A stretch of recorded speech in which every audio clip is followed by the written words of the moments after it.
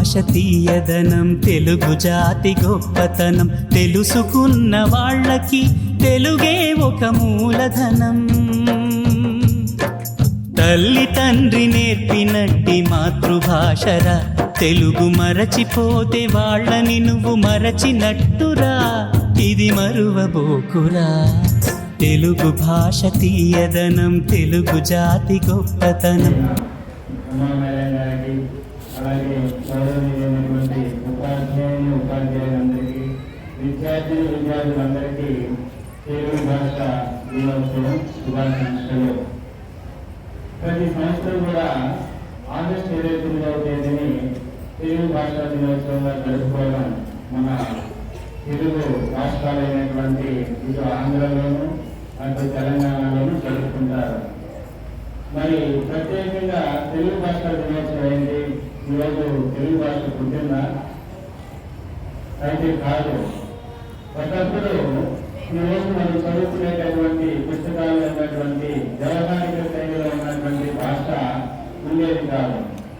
అది కేవలం గ్రాంధిక భాషకు పరిమితమై పండితులకు మాత్రమే అది అర్థమయ్యేటటువంటి స్థితిలో ఉండేది. అందుకే అనేక మంది చదువుకోవడానికి మరి పుస్తకాల్లో ఉన్నటువంటి ఆ కఠినమైన పదాలు చదివి అర్థం చేసుకోవడానికి బహు కష్టతరమైనది. కాబట్టి అనేక మంది చదువు పట్ల ఆసక్తిని చూపించకుండా ఆగిపోయేవారు. తద్వారా నిరక్షరాస్యత అనేది మన దేశంలో ఎక్కువగా కూడా ఉండేది. అయితే గిరిజన వెంకట రామమూర్తి గారు మరి ఈ విషయాన్ని కూడా పరిశీలించి ఎందుకు చదవడానికి ఎవరు ముందుకు రావడం లేదు, తెలుగు చదువు పట్ల ఎందుకు ఆసక్తి చూపించడం లేదు, మరి మనం మాట్లాడే భాషకు చదివే భాషకు ఏమైనా వ్యత్యాసం ఉందా అని పరిశీలిస్తే చాలా వ్యత్యాసం ఉంది. మనం పుట్టినప్పటి నుండి కూడా మన తల్లిబడిలో ఆలన పాలన పొందుకునే నాటి నుండి అమ్మ పెదాల నుండి అనుసరించి నేర్చుకునేటటువంటి భాష మనకు ఎంతో లోతుగా నాటుకుపోతుంది. ఆ భాషలోనే మనం చదువుకునే విషయాలు ఉంటే త్వరగా నేర్చుకోగలుగుతాం, ఆ విషయం పట్ల పట్టు సాధించగలుగుతాం. మరి ఆ విధంగా ఉన్నటువంటి పుస్తకాల్లో ఉన్న భాషను చూస్తే అది కేవలము జిజ్ఞాసపరమైన వారికి, కాస్త ఔత్సాహికులు అంటే ఎక్కువ ప్రజ్ఞ కలిగిన వారికి మాత్రమే అది అర్థమయ్యేది. మరి సాధారణమైనటువంటి వ్యక్తుల పరిస్థితి ఏంటి? కాబట్టి ఆ పుస్తకాల్లో ఉన్న భాష మార్చాలి. మనం మాట్లాడే భాష, పుస్తకాల్లో ఉండే భాష ఒకలాగే ఉండాలి. కాబట్టి వ్యవహారిక భాషనే పుస్తకాల్లోనూ మాధ్యమాల్లోనూ అలాగే ప్రభుత్వ సంస్థల్లో ఉత్తర ప్రత్యుత్తరాలు జరుపుకోవడానికి అనువుగా ఉండాలని గిరి వెంకట రామమూర్తి గారు ఉద్యమం చేయడం జరిగింది.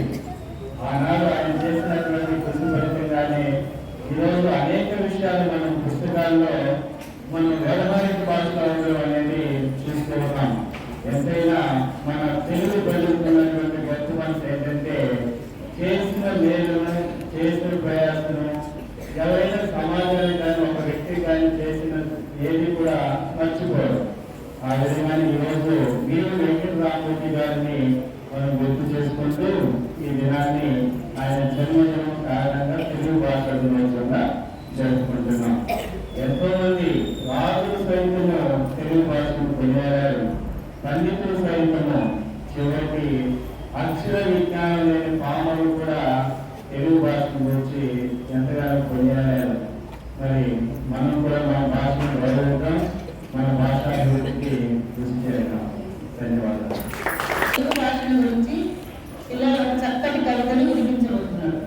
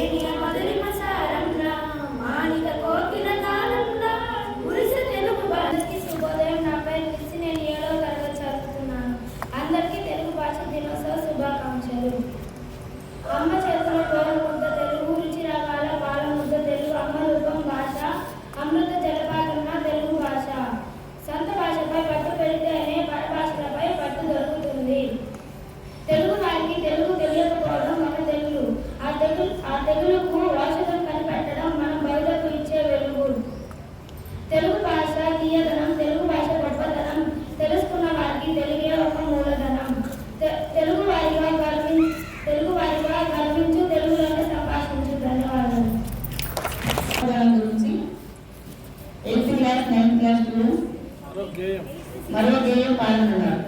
తీసుకున్నాం.